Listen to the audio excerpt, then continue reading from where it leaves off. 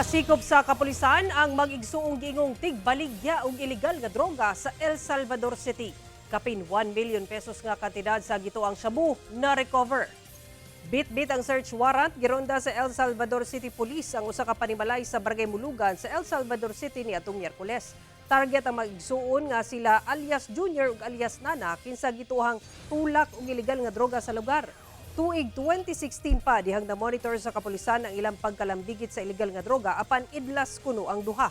Ato sa pagrikisa sa ilang balay nakuha sa mga operatiba ang unom ka mga dagkong pakete nga dunay gituang sulod ng mga shabu ug mga drug paraphernalia nga motimbang og 150 grams ug adunay street value nga 1,020,000 pesos.